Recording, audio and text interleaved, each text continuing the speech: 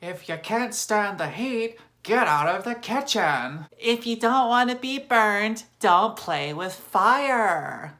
Hey y'all, it's Alice. How are you doing? So I learned a really important lesson about life on the internet today. Don't get in arguments on Twitter. Seriously, it's not worth it. But no, seriously, if you're going to get involved with a discussion on the lovely, friendly, always understanding community that is Twitter, be sure you know what you're getting yourself into. I've been pretty active online for a few years now, and I have gotten myself into a few, I won't say shitstorms, but basically shitstorms. Whenever I would comment on a highly political post and post my unfiltered opinions to all of the lovely people watching.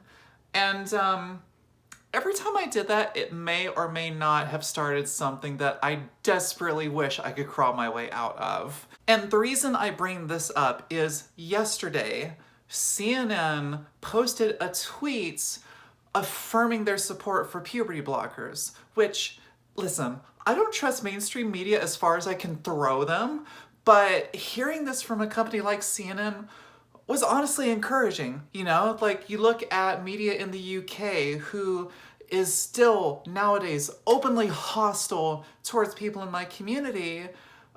It seems kind of strange to tell them to take a lesson from CNN, but they could take a lesson from CNN. Where this all started is a commenter said, "This is evil, stop with the agendas and propaganda." And me being me, I'm not one to resist commenting on something like that. I said, "Agendas and propaganda? That's odd.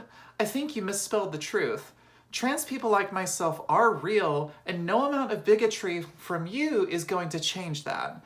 Denying a teen the ability to be themselves is abuse. Either accept their reality or step out of the way." I went on to post the following, and this tweet is essentially what set off a chain reaction of tweets where I was being hit from all sides. What I said was, A, teens have to meet with physicians multiple times before being prescribed blockers.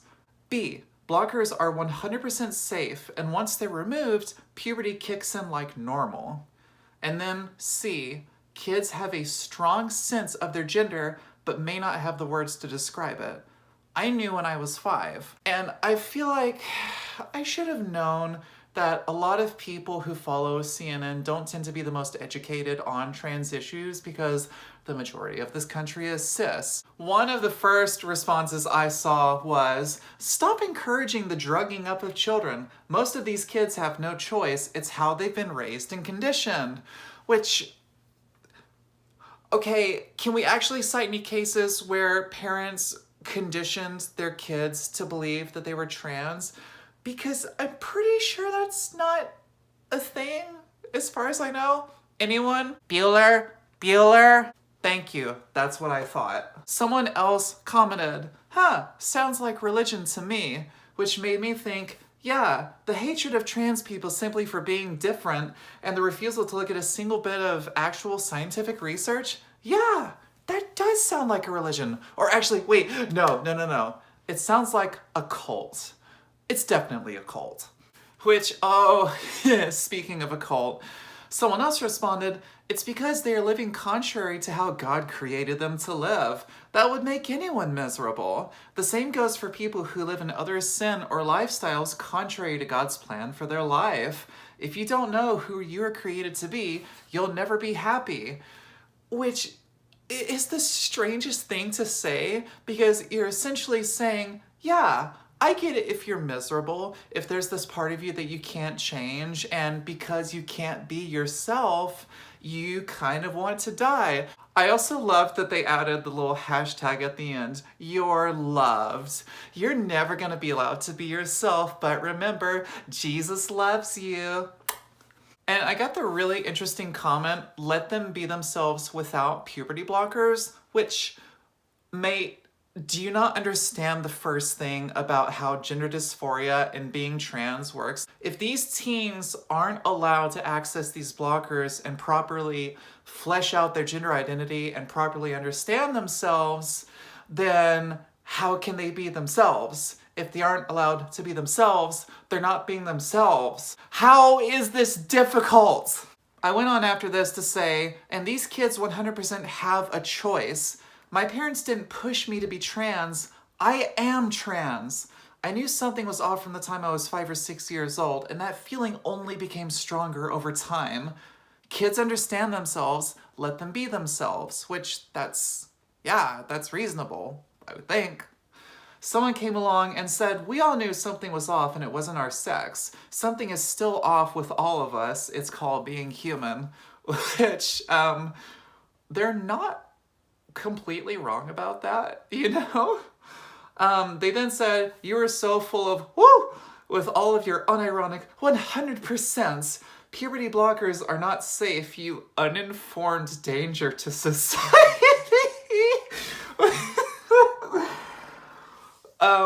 Uninformed danger to society. Hey, bruh, if you project any harder, you're gonna be able to run a movie theater on your own.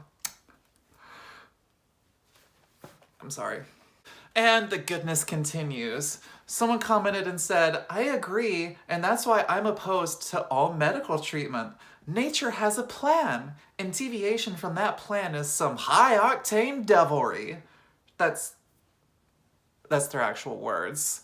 Which is interesting because, like, this reminds me of how certain more extreme evangelicals will try to say that, well, we should just use prayer and ask God for healing because medicine's of the devil.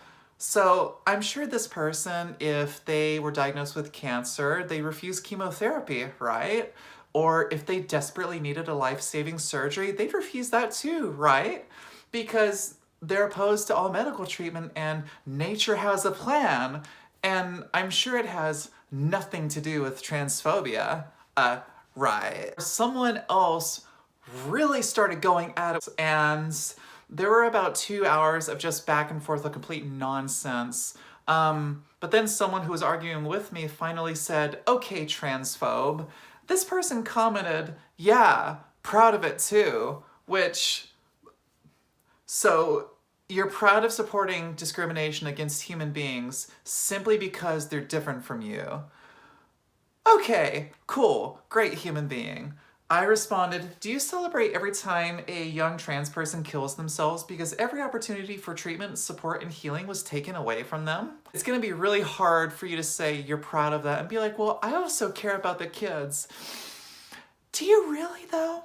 This same person, however,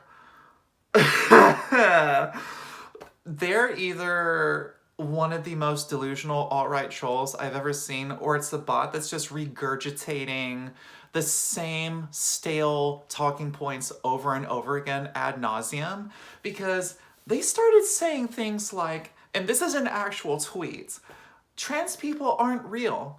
They need psychological treatment. No other demographic in history has ever had such high rates of suicidality. Not even Jews in the Holocaust or slaves.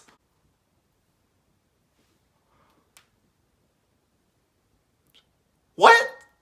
Like, how do you make a connection between Jews, the slaves, and trans people? I mean, like, I get that most people on the alt-right hate all three of them, but that doesn't mean there's a connection. What? And it keeps getting better. After this, they said, you know, slaves and Jewish people would have had suicide rates as high because of bad treatment. Simply not true. Being trans is a mental disorder that needs psychiatric meds created for it, not hormones and surgery. Which there's so many contradictions happening at once here. So it needs meds, but not hormones and surgery, even though hormones are meds, and surgery has also been proven to alleviate gender dysphoria. I commented, where's the connection between slaves, the Jews, and trans people? Trans people commit suicide because gender dysphoria can cause intense mental distress that leads us to feeling suicidal when we don't have access to hormones and/or psychiatric help. We're not killing ourselves because people are mean to us. We're doing it because society is doing everything it can to either make life difficult or impossible for us. And our government refuses to acknowledge both our struggle and us as human beings. Like, you can see how that would make someone not really want to live, right?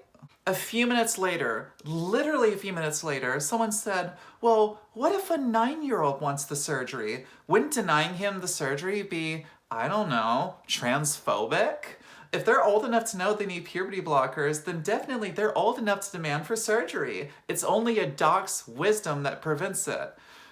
Yes, the doc's wisdom is preventing it because no doctor in their right mind is going to perform surgery on a child because that has never happened. Can you cite your sources, please? And then of course you have the comment that says, there are two sexes. Gender is just a bunch of sexist stereotypes, which no and no, you are wrong on both counts. Try again. Actually, please don't. I responded with, neither sex nor gender are binary, and gender itself isn't based in stereotypes. Stereotypes were created around gender. Now, obviously every gender will have key characteristics, and those who identify as that gender will performatively take them on, but that doesn't make them stereotypes. Gender is something that's innate to every one of us. Like for myself, the reason I dress in the very feminine fashion, I do makeup, I train my voice to be more feminine, is there's certain characteristics of a woman that I want to take on, both because I want to and because I know the culture we're in. There's certain things you have to do to keep yourself safe. Just because the binary is still so strong, it doesn't mean that what I'm doing is just a bunch of sexist stereotypes. It means I'm doing what makes me comfortable, but don't expect these people to want to understand the first thing about gender or us or science or reality, because that's not how their brains work. And there's always this one person who, whenever you say something, all they respond with is, you're a man, which, honey, if you say that to me, I'm not just gonna suddenly go, oh, you know what, you're right.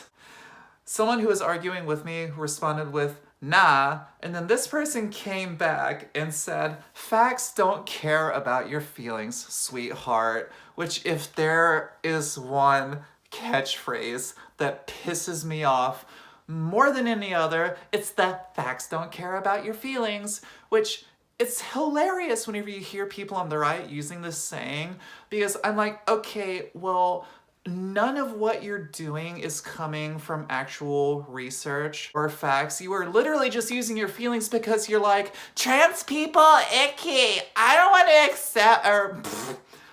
want to accept their existence because trans. Sorry, literally all of the data affirms us. Every single medical and psychological institute supports us. So, what can we learn from all of this?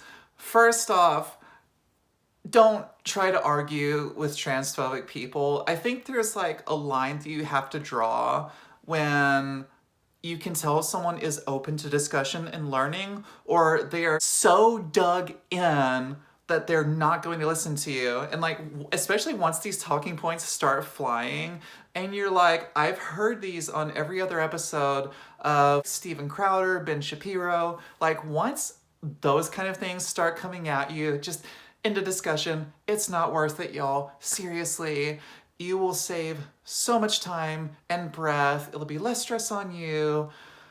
It's just better for you in general. So I thought I'd do something a little different, have a little fun, and go through what happens more often on the internet than I'd like, but it's just part of online life. You know, if you're very vocal, if you're very outspoken, you're going to run into people like this. But yeah, that's the video. If y'all enjoyed it, be sure to give it a like. If you want to see more content, be sure to give me a subscribe and hit that bell so you'll get notifications for all of my future videos. Until then, I love y'all. Be safe, be good. Have a good night. Yeah, I'll see you next time.